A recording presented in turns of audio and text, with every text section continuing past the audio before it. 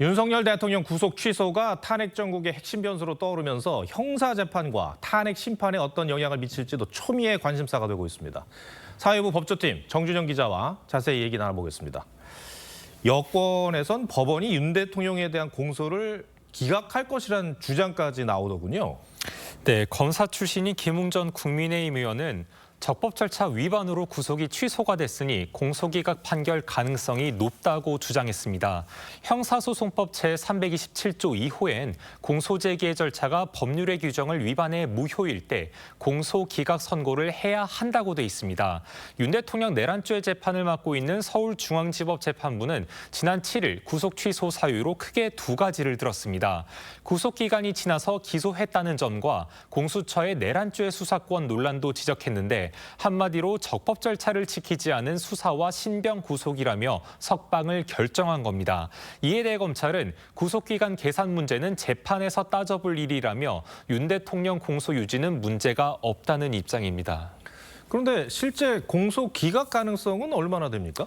지금 단계에서는 단정하기가 쉽지가 않습니다. 구속을 취소한 중앙지법 재판부도 대법원 최종 판단이 있기 전까지는 구속에 관한 위법 여부를 섣불리 판단하기 어렵다고 밝혔는데 공소기각 여부는 앞으로 재판 과정에서 쟁점이 될 걸로 보입니다. 다만 공소기각이 흔한 일은 아닙니다.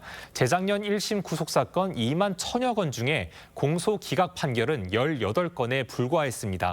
윤 대통령의 내란 혐의 수사는 내란죄 수사권이 있는 경찰도 관여했기 때문에 공수처의 빈손 수사 자료를 제외하더라도 별 영향이 없을 거란 관측도 나오고 있습니다.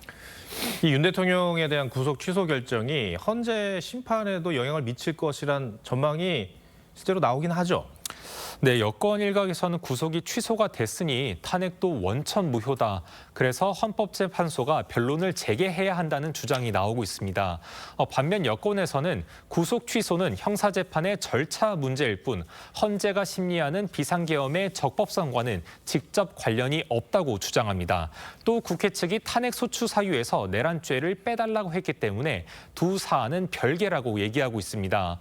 헌재는 그동안 형사재판과 탄핵 심판은 별개라는 입장이었지만 법조계에선 수사의 적법성 문제를 헌재가 그냥 무시하긴 힘들 거란 관측도 나옵니다. 이 상태 그대로 결론 내리면 어느 쪽 국민도 이게 합리적인 결정이라고 납득하기가 어렵게 되어버립니다. 네, 결국 이 문제도 헌법재판관 8명에게 상당한 숙제를 안긴 셈입니다. 네. 근데 만약에 공소 기각 결정이 나오면 윤 대통령 내란 혐의에 대한 사법 절차는 끝나는 겁니까? 꼭 그렇지는 않습니다. 만약 법원이 공소기각을 한다고 해도 내란죄 수사권이 있는 경찰이 다시 수사한 뒤 검찰이 재기소하는 방법도 있습니다. 발력이나 확정력이 생기는 것도 아닙니다. 소송 조건만 다시 갖춰서 기소하면은 적법한 기소가 되는 거예요. 만약 헌재가 윤 대통령 탄핵을 인용하면 검찰이 직권남용 등 다른 혐의로 기소할 수도 있습니다. 헌재가 어떤 결정을 내리느냐가 윤 대통령 형사재판에도 영향을 미치게 되는 겁니다. 네, 알겠습니다. 정준영 기자, 잘 들었습니다.